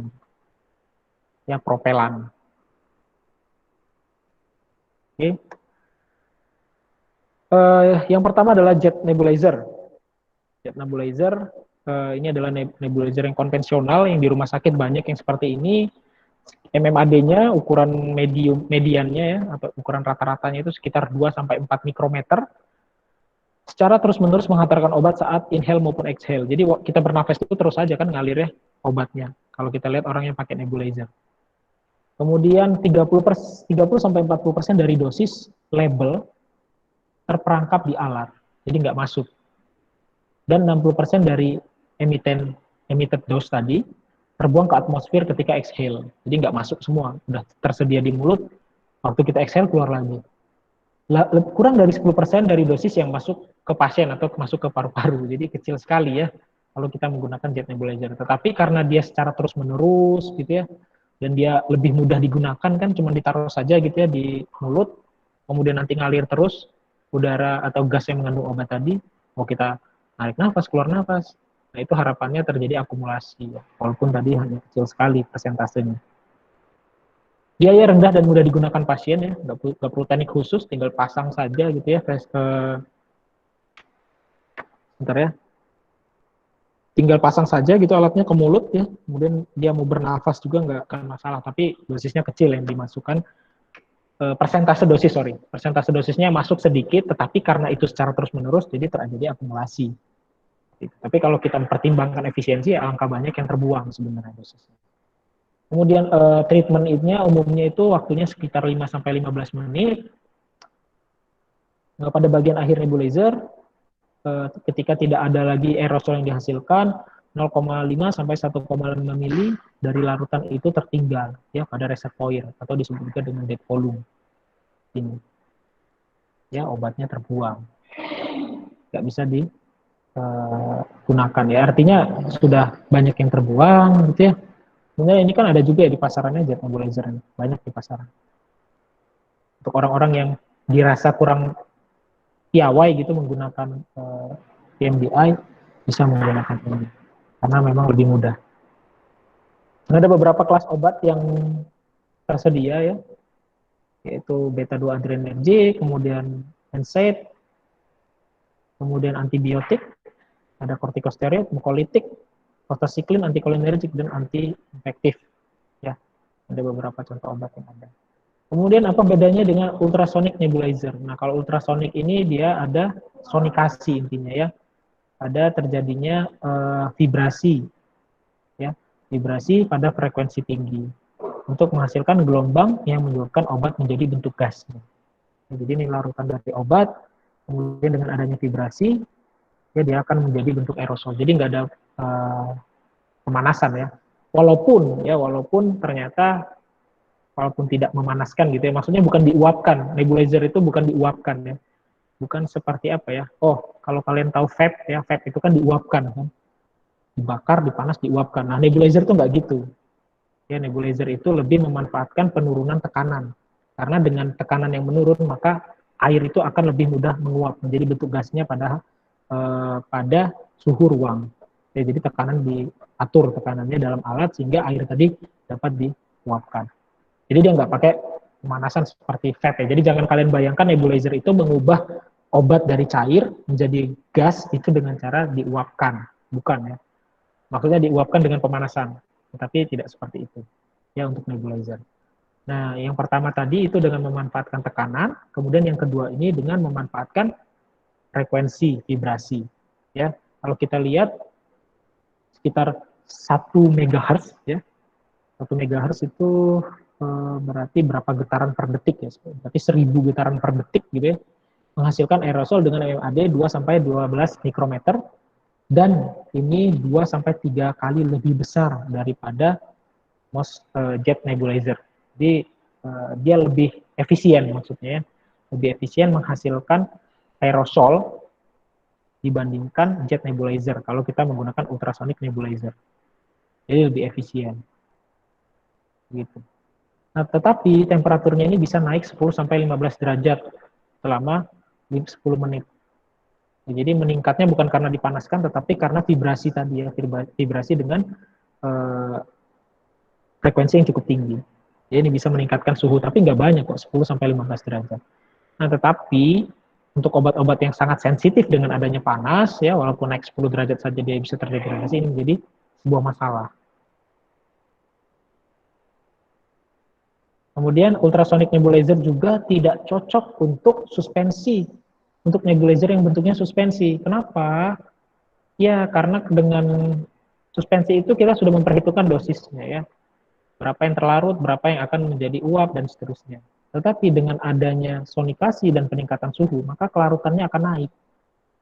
Bisa jadi dosisnya pun bisa berubah, sehingga tidak cocok untuk yang bentuknya suspensi. Nah, kemudian ada generasi terbaru dari nebulizer ya, dapat kalian lihat saja. Ya, ini lebih simpel intinya, kalau yang kita lihat sekarang kan lebih besar ya alatnya, nebulizer itu. Nah, kita lihat ternyata sudah banyak inovasi-inovasi yang membuat alatnya lebih simpel, lebih kecil gitu ya, sehingga lebih mudah dibawa kemana-mana. Beda dengan yang jet nebulizer. Jet nebulizer rata-rata kan besar ya alat untuk menghasilkan aerosol dari obatnya. Oke, selanjutnya adalah PMDI ya. Kalau singkatannya ya pressurized matter dose inhaler ya. Yang saya tekankan adalah propelan ini ya. Gas yang digunakan itu adalah gas propelan. Jadi kalau parfum segala macam itu kan pakai propelan ya biasanya. Paling sering digunakan PMDI, pressurized matter dose inhaler ini karena dia portable, compact, dan mudah digunakan. Bagi yang bisa menggunakan itu mudah, ya bagi yang nggak bisa menggunakan ya susah. Ya. Kemudian dosisnya homogen, ya sesuai dengan hasil dari protokol Montreal gitu ya pada tahun 1989 terjadi transisi dari penggunaan klorofluorokarbon propelan ya PMDI menjadi HFA hidrofluoroalkane ya propelan PMDIS. Jadi kita sekarang kan diminta untuk mengurangi penggunaan CVC ya klorofluorokarbon untuk mencegah terjadinya efek rumah kaca, menurunkan efek rumah kaca. Sehingga pada tahun 1989 diubah, nggak boleh pakai CFC propelan lagi gasnya, kita harus pakai HFA propelan. HFA ini atau hidrofluoroalkane itu aman secara medis, tidak toksik, dan dia bisa sebagai kosolven jika menggunakan obat kortikosteroid, bisa meningkatkan kelarutan dari kortikosteroid. Deposisinya pada paru-paru sekitar 7-30%. Kalau kita lihat nih ya, ini yang HFA, ini yang CFC. Ya, ini yang propelannya HFA, yang ini CFC. Kalau kita lihat, dia lebih soft ya, HFA ini ketimbang yang CFC hasil aerosolnya. Nah, ini kalau kita bandingkan persen dari deposisi. Kalau HFA itu bisa sampai 67,9%, kalau CFC hanya 16,9%. Jadi memang terjadi peningkatan juga ya, selain lebih aman tadi, ini juga lebih efektif. Oke, bagaimana cara menggunakan meter dose inhaler? Sepertinya ini lebih ke farmakoterapi ya, tapi saya singgung sedikit saja. Pertama, yang pasti adalah dibuka dulu ya, kemudian dikocok terlebih dahulu sebelum disemprotkan. Jadi dibuka, capnya di sini dibuka, kemudian dikocok, kemudian biasanya dilakukan priming dulu.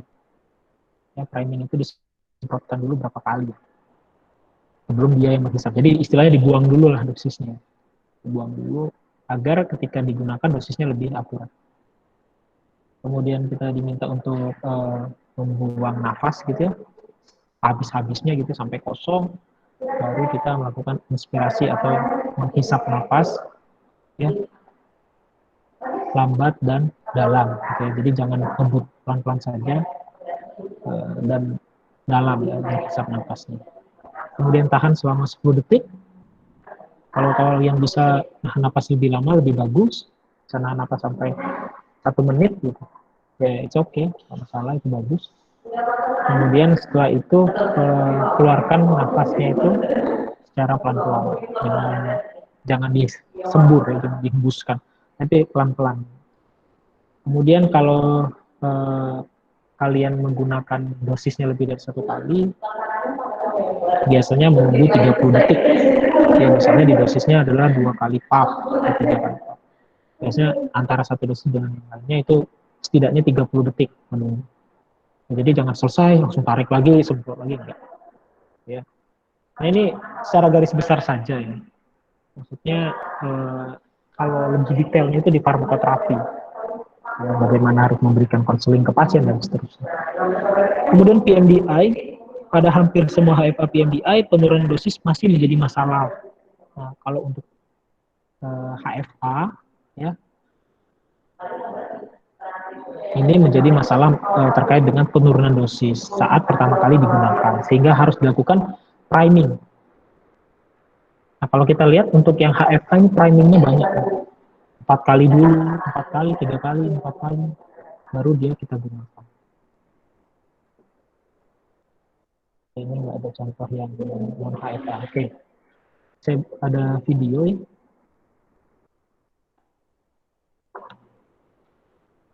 Cara menggunakannya ya, nanti di farmakologi akan lebih dalam lagi.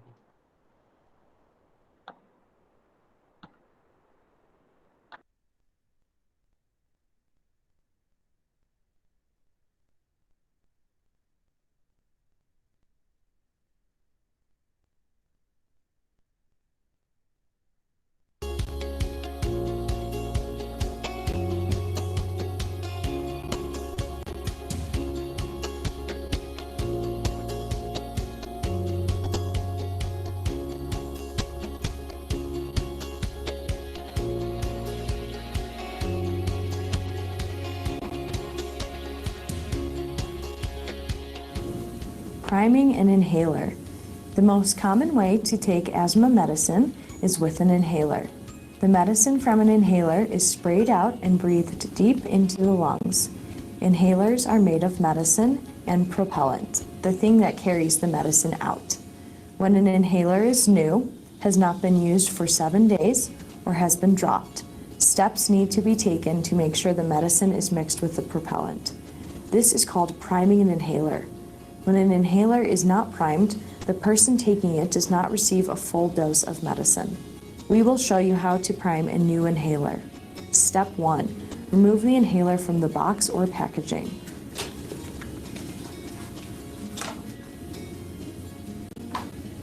Step 2. Remove the protective dust cap that covers the mouthpiece. Step 3. Shake the inhaler hard, at least 5 times. Make sure the inhaler stays straight up and down while you shake it.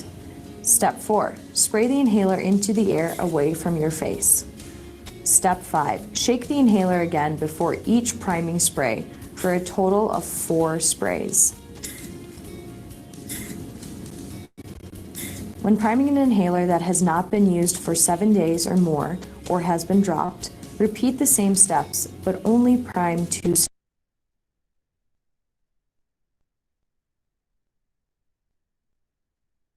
Oke, jadi itu priming ya istilahnya. Jadi untuk salah satu cara gitu untuk meminimalkan ketidakreprodusibilitas yang rendah dari sediaan rute pulmonary ini.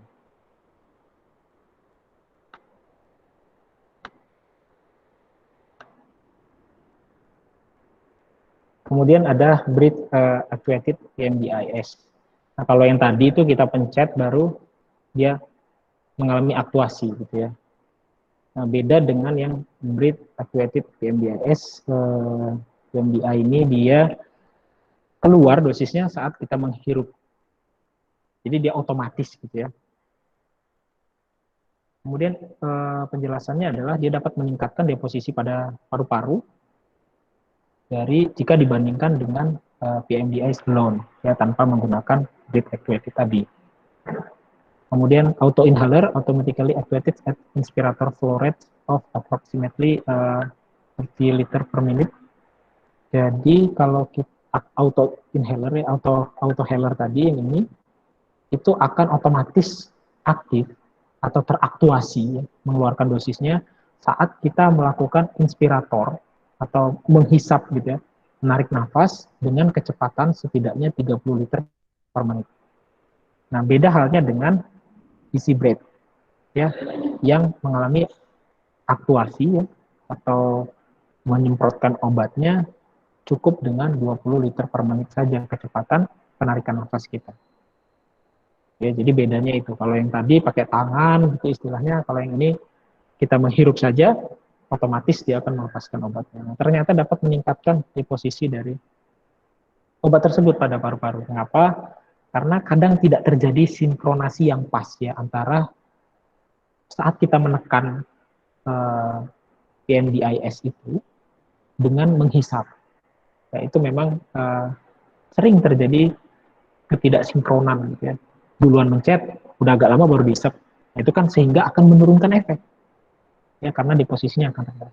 Nah, sekarang sudah ada banyak teknologi ya yang ternyata dapat mengeluarkan obat atau teraktuasi ketika kita menghirup nafas. Jadi sudah pasti kan kita menghirup nafas dulu, obatnya akan keluar sendiri otomatis. Itu maksudnya yang bentuk ini.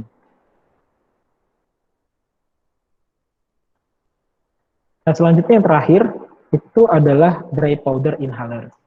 Ya, jadi kalau yang tadi obat kita terdispersi pada gas propelan, kalau yang ini itu tidak ada gas propelan yang digunakan. Jadi dia hanya dry powder, hanya serbuk kering saja. Aerosol dry powder ya dibuat dengan mengarahkan udara melalui sejumlah besar loose powder ya atau serbuk yang jarang-jarang gitu intinya ya, serbuk yang tidak mengalami agregasi. Jadi nanti ada udara yang melalui serbuk tadi. Oke, dispersi bubuk menjadi partikel yang dapat dihirup tergantung pada pembentukan aliran turbulen di inhaler, ya, tergantung dari device-nya. Kemudian peran dari pasien, kemampuan menghirup bubuk atau serbuk tadi pada laju aliran inspirasi yang cukup tinggi, dan desain perangkat mempengaruhi efektivitas pengobatan. Nah, bedanya, kalau inhaler tadi kan kita menarik nafasnya pelan-pelan, dalam. Nah, kalau dia dry powder, ini justru diharapkan kita dapat menghirup dengan laju inspirasi yang cukup tinggi. Ya, ini akan ada video lagi. Jadi wajar saja berbeda device, nah, kayaknya beda. Ya, cara pakainya beda, efeknya juga akan beda. Nah, ini salah satu contohnya kalau kita menggunakan dry powder. Bentar, saya share dulu.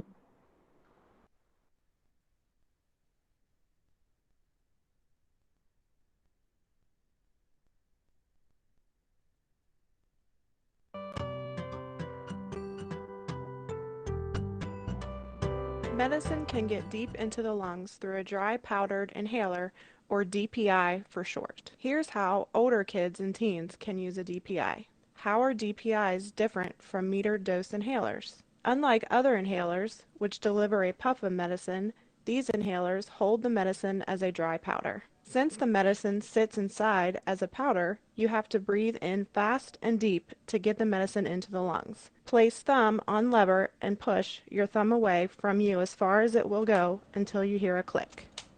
Turn your head to the side and breathe out. Do not breathe into the inhaler. Close your mouth tightly around the mouthpiece while holding the device flat. Breathe in fast and deep through the mouthpiece. Hold it like a hamburger, suck like a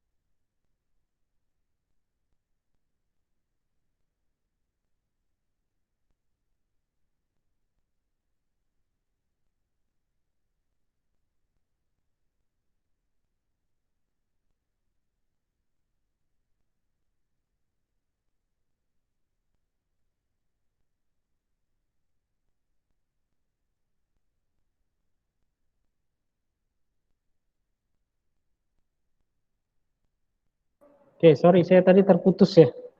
Videonya tadi sudah terputar belum ya? Terputar tapi belum sampai habis, Pak.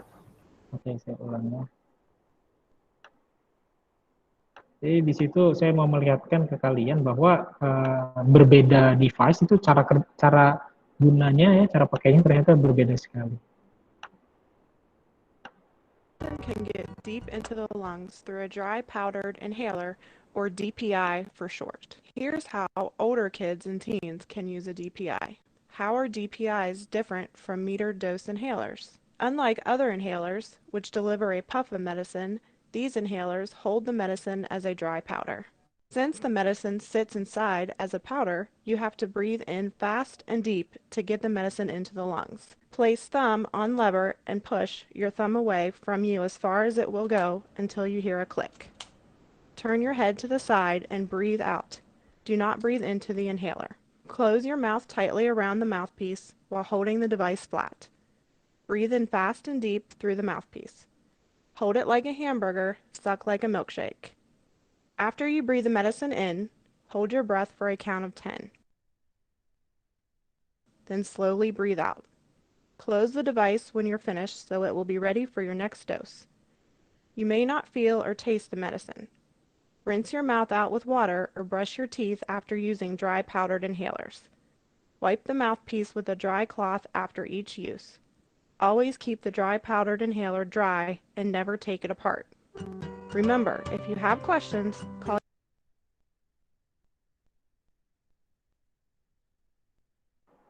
Ya, jadi terlihat ya bedanya ya kalau yang PMDI ya atau pressure meter dose inhaler itu dia menarik nafasnya slowly ya dengan pelan-pelan sampai dalam. Tapi kalau DPI atau dry powder inhaler dia diminta secepat-cepatnya, sekuat-kuatnya menarik nafas itu, menyedotnya itu ya dari device-nya. Nah itu yang berbeda sekali ya. Kemudian cara menggunakannya berbeda, cara menyiapkannya berbeda. Jadi benar-benar reproducibilitas itu akan terpengaruh dengan perbedaan device-nya.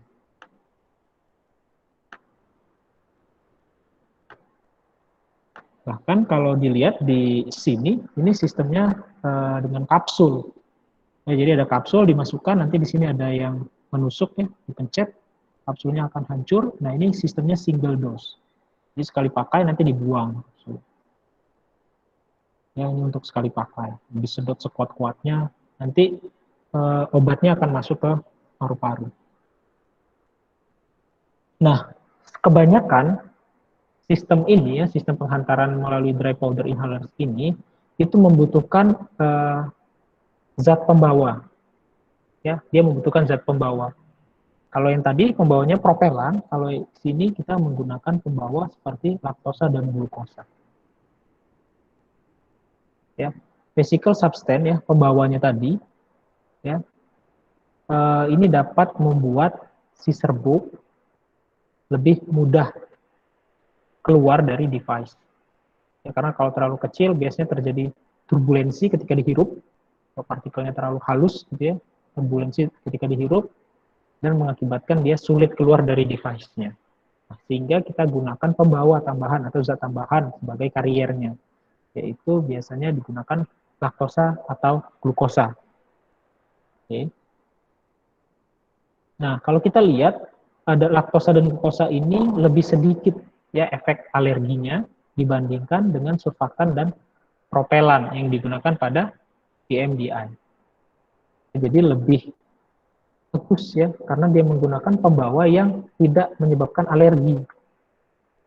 Ya seperti halnya propelan maupun surfaktan. Nah, ini kalau kita lihat elektron mikrograf dari albuterol sulfat ya, albuterol sulfat laktosa campuran dari serbuknya. Kalau kita lihat ini adalah laktosa dengan obat pada permukaan. Jadi ini laktosa yang besar. Ya. Partikel yang besar ini adalah laktosa. Dan obat yang kecil-kecil. Nah, kalau kita perbesar, the higher magnification atau pembesaran yang lebih besar menunjukkan bahwa ini adalah partikel-partikel obat ya pada permukaan laktosa. Jadi ketika dihisap gitu, obatnya akan lebih mudah masuk karena ada partikel laktosa yang membawanya. Nah, ukuran partikel dari dry powder itu sekitar 1 sampai 2 mikrometer. Oke. Ukuran dari laktosa atau glukosa itu ukurannya besar ya, 20 sampai 65 mikrometer, sangat besar. Nah, umumnya karier ini, laktosa dan glukosa akan terdeposit pada orofaring. Ya. Terdeposit di sana, dan obatnya baru akan terlepas. Ya. Gitu. Kemudian resisten of DPI, ya, atau ketahanan dari DPI itu diklasifikasikan dari kecepatan inhalasinya, kemampuan dia bertahan di depositnya tadi, untuk menghasilkan tekanan di bawah 4 kPa melalui device. Jadi kita tuh harus mendesain obat tersebut mudah keluar dari device-nya intinya ya. Resisten of DPI ini harus kita desain agar obat tersebut mudah keluar. Salah satunya tadi menggunakan karier, yang menggunakan pembawa. Jadi ada resisten of DPI itu dibagi menjadi 4 ya. Ada low resistant device, ada medium resistant device, ada medium to high, ada high resistant. Maksudnya dia cocok digunakan untuk inspiratory dengan kecepatan lebih dari 90 liter per menit. Ya, low resistant. Ya, lebih besar dari 90 liter per menit. Ini kalau di inspiratory flow-nya maka kita menggunakan low resistant device. Kalau medium resistant device, kemudian kita menggunakan 60 sampai kita membutuhkan ya aliran udara dari si pasiennya untuk menghirupnya tadi 60 sampai 90 liter per menit. Dan ada yang high resistant device, yaitu di bawah 50 liter per menit. Jadi kita sesuaikan bagaimana kemampuan si pasien itu dalam melakukan atau kecepatan dari nafasnya ya. Jadi ketika dia menarik nafas, sekuat mana dia, itu yang kita pilih. Jadi pertimbangan pemilihan dari jenis resistance dari DPI. Ya kalau resistant device, berarti dia tahanannya rendah, maka penahanannya rendah, maka dia membutuhkan inspiratory flow-nya lebih dari 90 liter per menit. Ya, jadi harus cukup kuat ya. Oke, itu untuk pertemuan minggu ini. Ada yang ditanyakan, saya persilakan. Silakan, ada yang bertanya?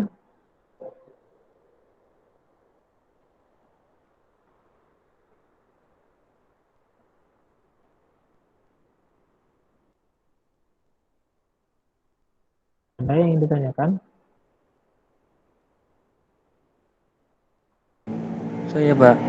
Ya, silakan. Izin memperkenalkan diri, saya Adrian, NIM-nya yang sekali.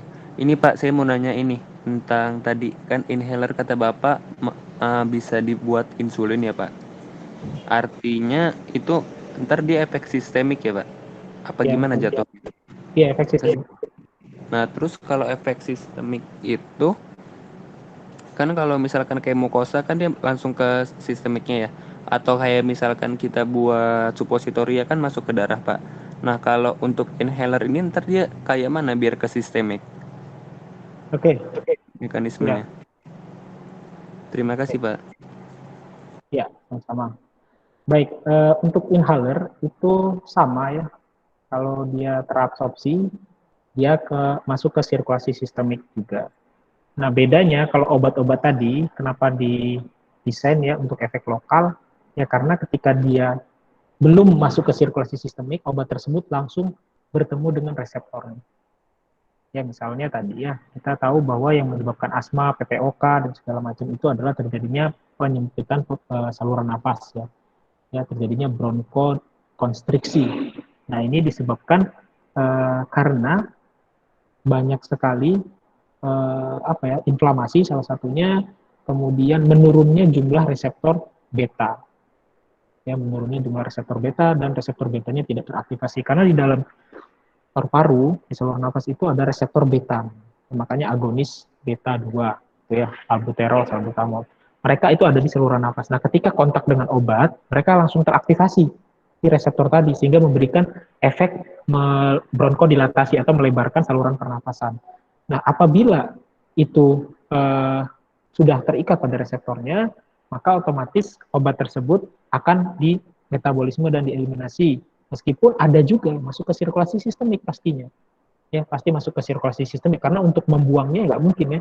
Udah di absorpsi kemudian ngebuangnya lewat dahakan nggak, tetap aja terabsorpsi nanti ke sirkulasi sistemik, kemudian di metabolisme di hati dan diekskresikan juga.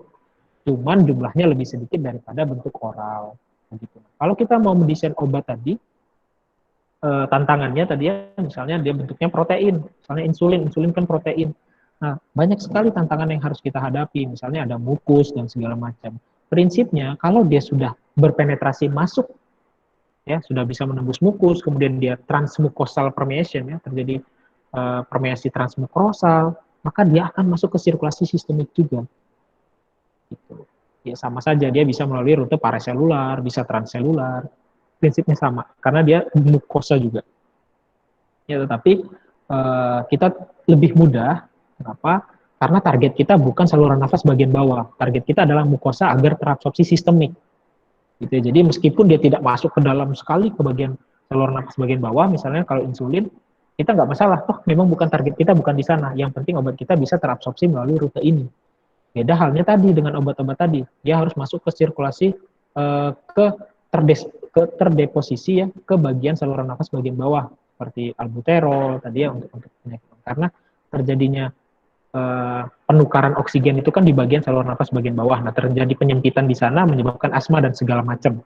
Sehingga memang target kita di sana, di tempat terjadinya atau mencegah tertutupnya halangan gitu ya, sehingga udara bisa masuk dan berdifusi atau terjadi penukaran antara CO2 dan oksigen. Itu kan di bagian bawah sekali. Nah, tapi kalau untuk insulin, kita nggak harus nyampe sana, karena memang target kita bukan di sana. Target kita adalah sirkulasi sistemik yang bisa saja, rute nasal saja bisa sirkulasi sistemik. Ya, intinya di mukosa. Nah, mukosa di saluran nafas, di bagian paru-paru itu kan banyak di conducting airway saja sebenarnya bisa terabsorpsi kalau kita mau masukkan obat kita. Tapi ada halangan mukus. Ingat, di bagian atas itu ada mukus. Beda dengan di bagian bawah. Mukusnya tidak sebanyak bagian atas. Nah, itu bariernya. Gitu ya. Jadi, kalau mekanisme terabsorpsinya sama saja, ya bisa transselular, bisa paraselular. Tetapi untuk targetnya apakah harus sama dengan obat-obat yang PPOK dan asma? Enggak juga, karena kita nggak perlu sampai bawah kalau untuk insulin. Ya, karena yang penting dia terabsorpsi di mukosa paru-paru maupun mukosa yang lain. Itu oke, karena target saya sirkulasi sistemik, bukan ke saluran nafas bagian bawah. Ya. Oh, iya, paham. Terima kasih, Pak. Ya, sama-sama. Baik, kalau tidak ada yang ditanyakan, ya tutup ya untuk